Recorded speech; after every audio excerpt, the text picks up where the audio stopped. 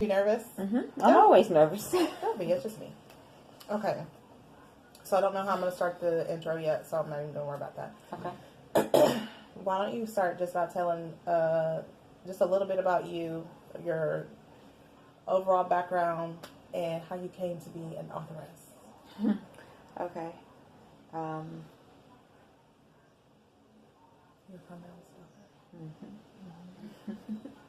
So I started my journey many years ago, in my early 20s, I would say.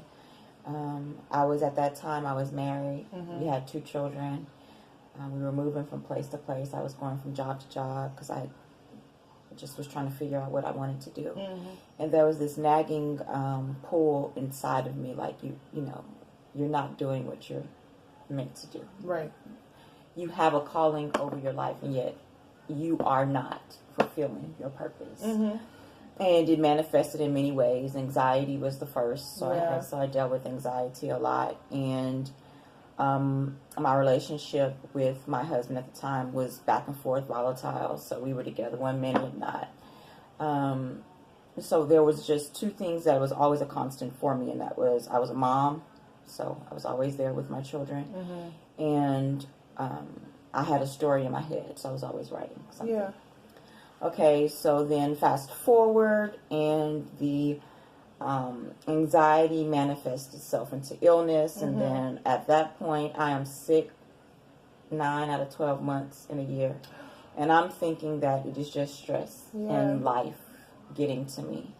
And then one day, well, not one day, the day after Christmas in 2009, I passed out and was rushed to the hospital. And that's when we found out that I had a rare bone marrow disease called aplastic anemia. And I was basically on death's door. Yeah. So that was a huge eye-opener for me. And at this point, you had how many kids? We had, I had 3 children. Myself, my husband had 3, so we had 3 children, 4 together, because we were a combined family at that point. We had broken up and had break babies and gotten back together. So we were raising our children. I mean, it was a very unconventional situation, but we were doing the best that we could. And we were actually doing a really good job as far as the parenting side was. So I get sick, and my husband at the time and I were already on the way out, but he got me home from the hospital through my treatments. He got me strong enough to be able to care for myself and our children again.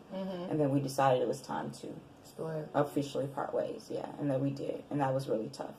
But from that moment, that was my official, I was 31, but that was my official having to grow up moment. Because from before that time until my childhood, I always had him to lean on. He was there for me through my mother's death. He was there with me through my estrangement with my family. He was there with me through everything. So I had to come into my own, and it was at that point that I became Carmela's daughter. And found that strength that my mother had that I watched as a child. And so that's when life really, for me, truly clicked on it.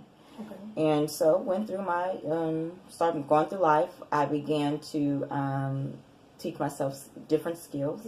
So I went from being in a call center to becoming a software engineer. Girl, you better be smart. And I did that all on self-training, you know. So, and then once I moved careers, then our lives began to change, because now we have money to do things, go on vacations. I began to see my children flourish as the opportunities came in as a result of having their mother be more present. And so then I thought I was ready to try again. And I did. And it was beautiful. It was great for some time. I've always wanted a huge family. I was raised as an only child. So I always wanted like 10 kids. Don't ask me why. It's just something I wanted. So to have 8 kids was great. And then I began to get sick again. So this time the illness was not responding. The disease was not responding to the medication regimen that I was on. And It was due to a lot of things. Stress. People don't understand how important the mind and the body work in tandem. So I was in a constant state of fight or flight, stress, high stress for a very long time. And as a result, my body began to shut down and the medication stopped working. And so it got to a point where my doctors were like, say, yo, you're going to need to get a bone marrow transplant. You're like, hey, just in case you didn't know, you're like, well, can you buy that? You're just going to pick it up? What I'm supposed to do with it? Where do I get this from? You know? And a bone marrow transplant is one of the most complicated things you can go through. It's very dangerous. And so it was something that I had just pushed out of my mind. It wasn't going to happen. So we're staring down the barrel of it happening. And at this point, my marriage is falling apart. My children are acting out. I can barely make it through. I could barely make it through. I was on anxiety medication and pain medication to numb the pain. And I was on that for a while. And sitting on the bone marrow registry, looking, waiting. And then he leaves. And then I get a bone marrow match. So we have to postpone the transplant because I don't have anything in place. I'm going through a divorce. I have 5 children. My daughter is on the other side of the state, and it just was too much going on. So we postponed the first transplant, and then do you lose your? You lose that. So you lost. I lost that donor. That marrow. Oh wow! I lost that donor. That's crazy. Not crazy, but it's just like. To think of how you had to make that adjustment to risk your life. Right. I had to, and it was it was very hard for me to accept. So I just spiraled down further with the anxiety medication and depression, and it just was which really probably tough. Wasn't helping you at any rate because you were so sick already. And I mean, they put me on a second plan treatment, which I got a chemo drug every 2 weeks. I remember that. And that was very hard on the body. I was trying to hide it from my employer, so I was still trying to work, girl. I mean, we didn't even know that you were a sick I was working. I was trying my very best to hold it together, but it was slowly falling apart. So eventually, my ex-husband, he called me on the phone, my first husband. He called me on the phone, and he was like, I don't know what's going on with you, but the person, this Eva chick, I don't know her. And I don't like her. You need to get rid of her and get back to Dub. Because you have so many reasons to live, and you have basically given up. You have stopped trying. You assume that because this dude has left and your illness has gotten bad, that is it for you, and everybody around you sees you giving up. And maybe they don't care enough to tell you, but I'm going to tell you. I do. Yeah, I'm going to tell you. I fucks with you hard enough to let you know that you tripping. Go find Dub and get back at it. You know. And you cried, didn't you? Girl, I fell apart. Do you understand? All the feelings just hurt. Oh, I was like, B, where have you been? Because we had not... When we divorced, again, that was the first time we broke up for real.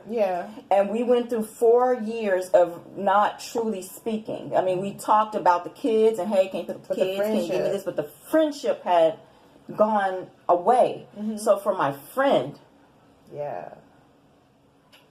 Oh, it's okay. For my friend to call me and to say, hey, man, it's not how I raised you. Right. And it really was like that. Like, y'all really grew up together. He really did. And he was like, this is not how I raised you. This is not what I know you to be. I have seen you come through things way worse than this. And I need you to get back in the game. I need to get your head back in the game. I need you to stop worrying about what that dude has done.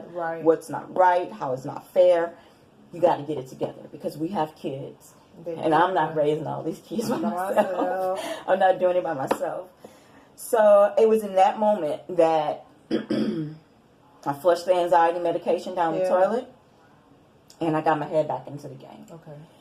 And I began making a plan. So the plan was to get back on the registry list, to get back on the medication regimen, start taking care of myself. To live. To actually start living again.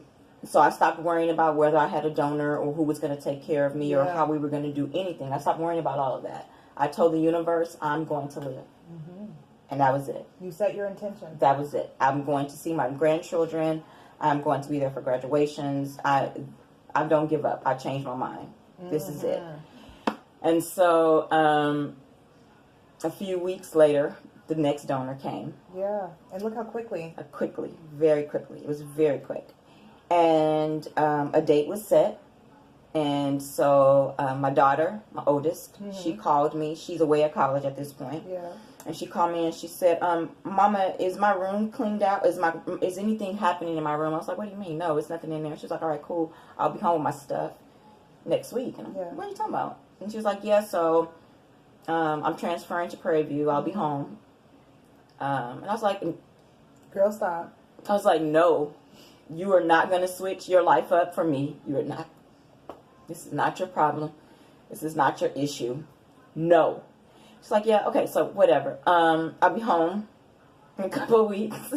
Make sure my room is, straight, my bed and everything. Make sure you haven't given it away or whatever. And with all these people in here. Yeah, because there was so many of us. And, oh, God. Oh, do you have tissues? That's cool. I was so upset because when my mom was sick, I stopped everything. And the last thing I wanted was for my baby to stop everything. Yeah. And she moved her hard-headed ass in the house. And she began to do everything that needs to be done to get everything set up. She was your assistant? She was my assistant. You need that. She got all the bills system set up. She knew everything that needed to be done while I was away. We had guardianship papers drawn up for her. We had all my legal stuff drawn up. She had everything done. She was methodical and ready. Yeah. So when it was time to go into the hospital, all I had to do was pack my bags. That's so great. Like you looked at it like it was something for her that was going to hurt her, but all of that, you taught her all of that. Obviously. You know what I mean? Obviously she got it from somewhere. Yeah. How to look at something and say, okay, this is how we do it. She did it. She's been watching you do. She's watched me do, right? And so as I'm watching her do me, I'm like, okay, we got this. Yeah. And we walked into the hospital and I was like, all right, let's do this. And we did it. And while I was in the hospital, my first husband and Taylor took care of the kids. Okay. And he and I began to talk again. And that's when our book came about. So tell us a little bit about the book. Okay. Tell them or hold it so they can see. Sure. This is the book, Instructions Not Given. Building the Tribe, The Art of Co-Parenting and Blending a Family. And it's by myself, Aset Rising, and OB3. And the book came about just us talking about all of the stories. Yeah. There are so many stories that didn't even make it into the book, but just of how we went from being young kids who didn't know what we were doing to parents of some amazing children. Yes. And handsome and beautiful. Thank you. Our family, let's be specific. His family was convinced that we were going to be nothing, and that our children were going to fail, and that because of y'all's young. Because we were young. OB was the dope boy. Yeah. OB was the dope boy, and I was the chick behind him, supporting it. Yeah, helping him to pack his dope. He used to whip it up, right? And so we came from that, right? And so. To come from that environment to me being a software engineer and to him having the job that he has and the beautiful family he has, because he has a very beautiful family. We weren't supposed to be there. We beat the odds. Yeah. And our stories on how we got to the point to where we were able to beat the odds is the point of the book. And it is just first an ode to our past, and then second, a list of things that we did in order to make sure that our children were our priority. Right. And so that they could see that it didn't really matter who we were with or where we were. Yeah. They mattered. Yeah. And a lot of that was putting aside a lot of our ego. Forget putting it aside. We had to dead our ego, right? And we had to listen to our children, who we're supposed to be wiser than them. But because we were in a divorce, for whatever reason, we lost our wisdom, and our children became the voices that were letting us know that we were not heading in the right direction. Because it wasn't conducive to them. They were not thriving in our dysfunction of what we were doing first as co-parents. Yeah. Not talking to one another, only sending messages through the children. Yeah. Kind of petty. Not really petty, but just like... Kind of, but not, small slugs, but not big, allowing them to, and not sharing with the other parents what was going on with the children. Yeah. So important stuff. So the children were able to benefit from their parents not having that communication open, because they would be at my house doing the fool, and then at his house living it up. Yeah. Doing something completely different. Yeah, totally. Knowing that you don't agree with that, and he didn't agree with this. We are the same parents that we were before divorce, but because we lost that level of communication, it went away. And then also seeing one another, OB and I, seeing one another as humans that we are no longer attached to romantically. Yeah. That's huge. Right. And just getting back to that friendship that obviously was strong enough to get us through. Was selling dope together. Yeah. That's pretty solid. And it got us through 10, 12, 15 years of dysfunction. Yeah. Even though the romantic part wasn't there, it was the friendship that kept us. Right, exactly. So getting back to just that friendship has been a gift for me, for sure, and for our children, for sure, and for OB as well, because it allows him to come back into our lives and not have to wear the hat of the bad guy anymore. Yeah. He just gets to be he just God, gets to be or... B. Yeah, he just gets to be B. Right. And, I'm glad that we got to this space. Well, I'm glad too, because I feel like everybody doesn't know how to co-parent. And I feel like that is what's so important about your book, because even for myself, after we first started talking about the book and we started working on the website, I was able to look at my son's dad in a different way. Yeah. Kind of not like he was my enemy. Yeah. Or he was trying to hinder me from being a successful parent because he wouldn't assist me in the way that I wanted him to. Because I look at it now and I'm like, he maybe can't do all I want him to do. Yeah. But if he could just be the dad. If he could just do that for him. Yeah, because I don't need you. Yeah, he needs you. And when you take yourself out of the equation, and you accept the fact that, hey, he's no longer obligated to do anything for me, right? It is just for the children. Right. Then a lot of the things that we are agitated or irritated by, those fall to the wayside. Yeah. Because to see my son's face light up when he sees his dad at his basketball game is 10 times more valuable than any argument that I was trying to prove that I was right about. And perpetuate. Right. Or any point that I was trying to prove, or even any paycheck that he could have sent into this home. Right. It was priceless. And that's an important, I hope that if anyone reads this book and walks away with it, with anything, we're just remembering that it's not about you. And it's not about him. It's about those children. Yeah. And that is the only part that you should be focused on. So let's talk about your group. Okay.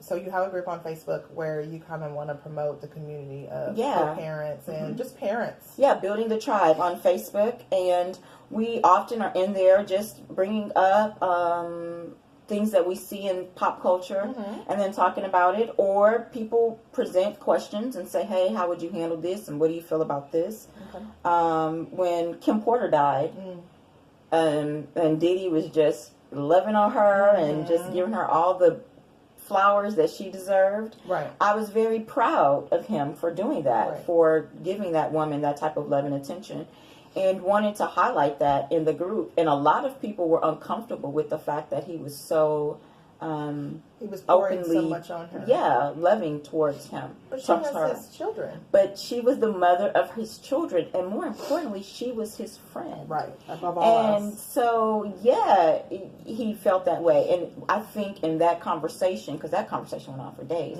I think in that conversation it helped wake up a lot of people to understanding that co-parenting is a lot deeper than just, I think a lot of people are hard, or it's hard for them to do what you guys do, or even what I'm trying to do, because they have this idea that there's an attachment, a sexual attachment or a romantic to attachment the other person parents. because you can be close right. with them. But that's right. And that's true. not true. Oh, God, no.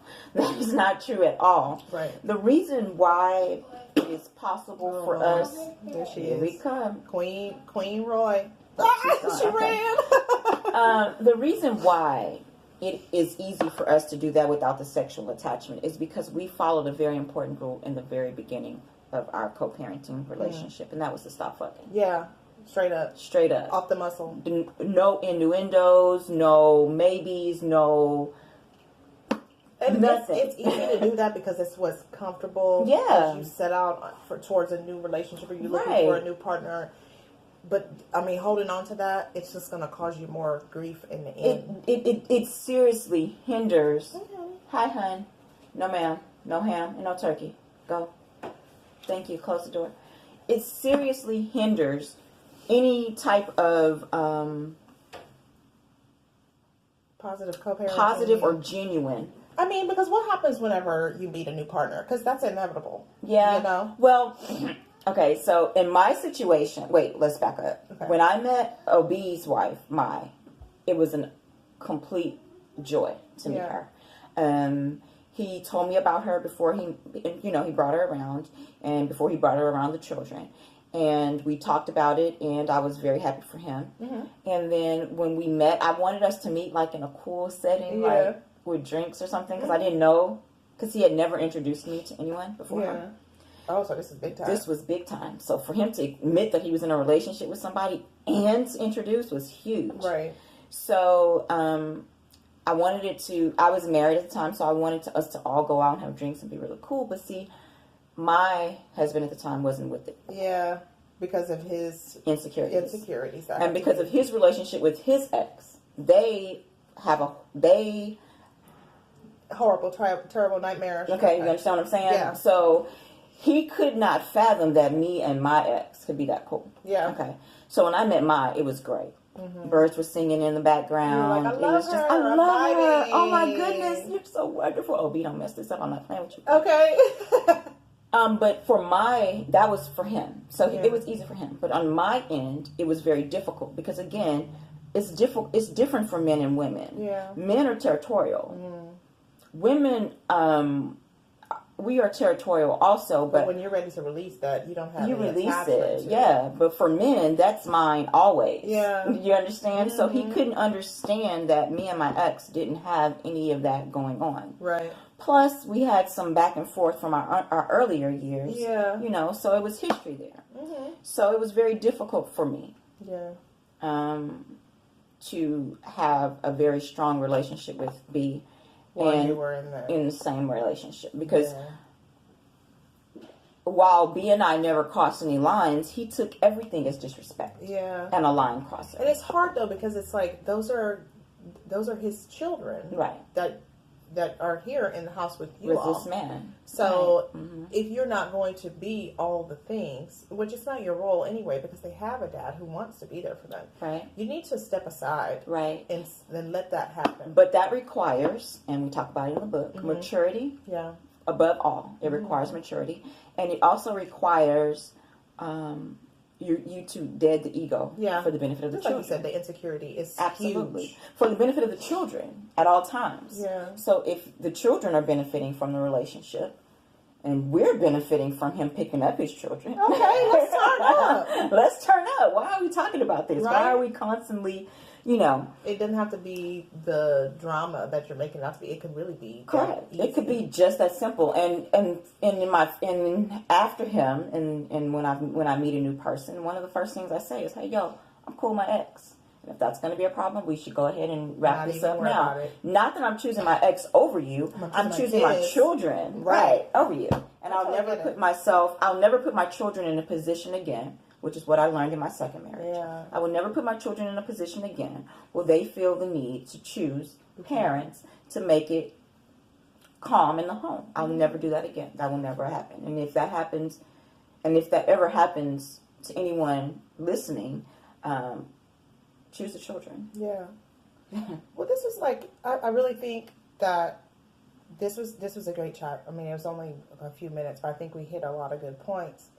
And I want to talk a little bit about why you are so attached to your 40th birthday video. Okay.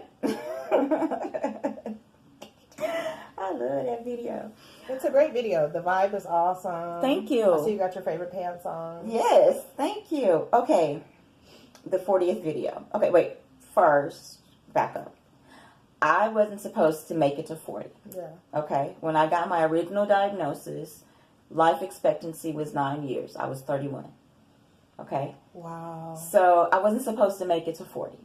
So I'd said for every birthday after that, my 40th, I'm going to do something amazing. Yeah. Right? Okay.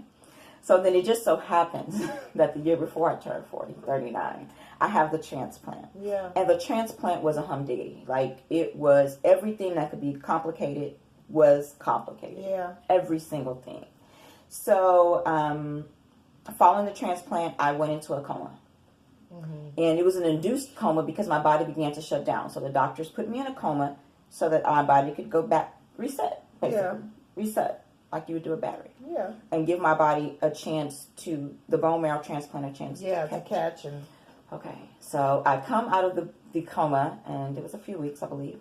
And I come out of the coma, and I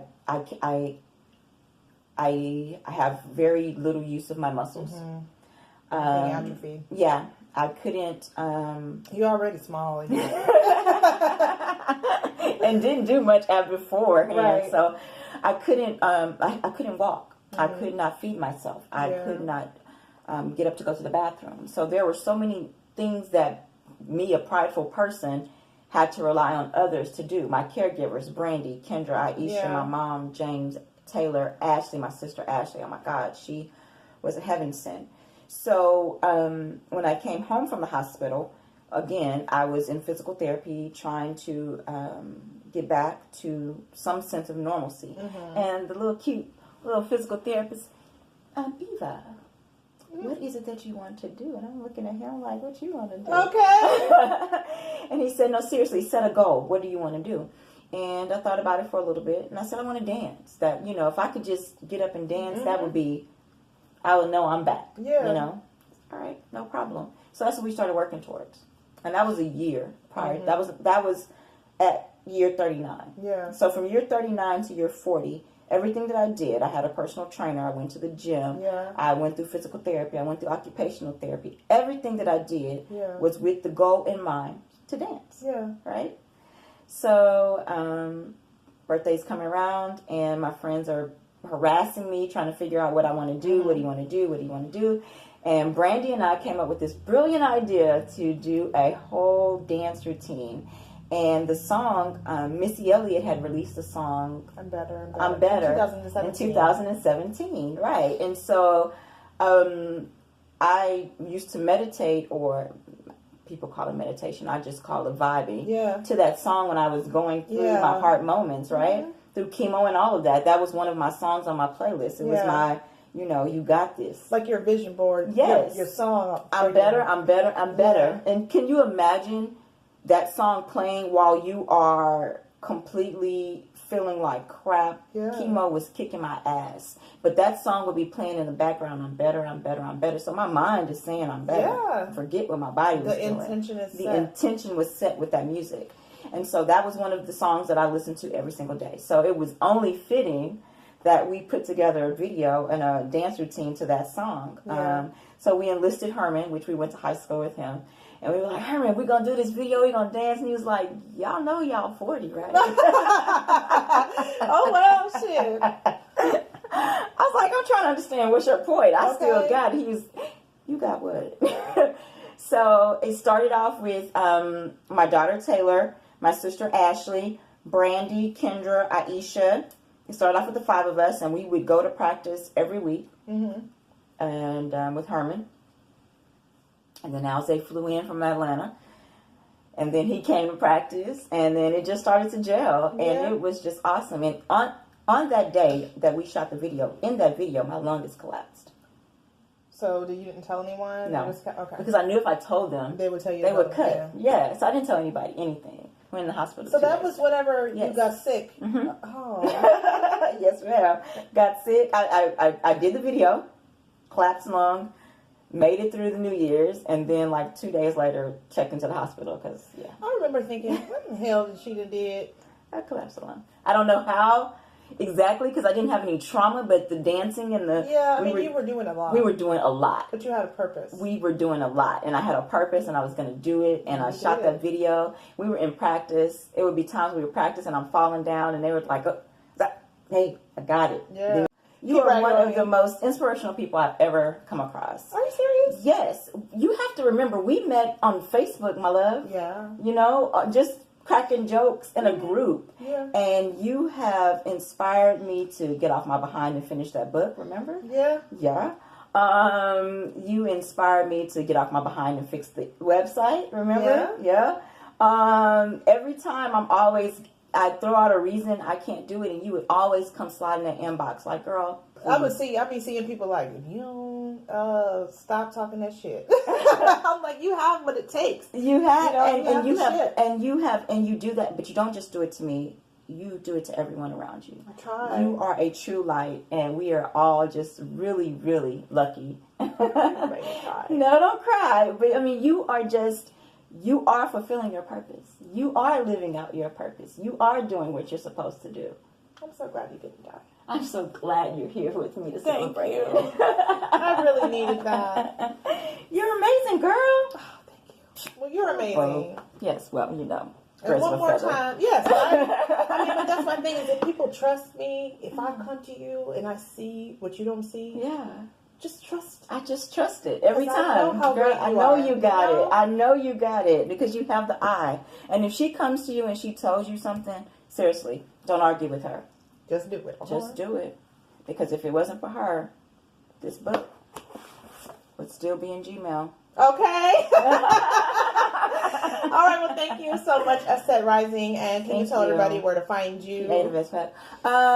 You can find me on Facebook, Aset Rising, Twitter, Instagram. Yeah.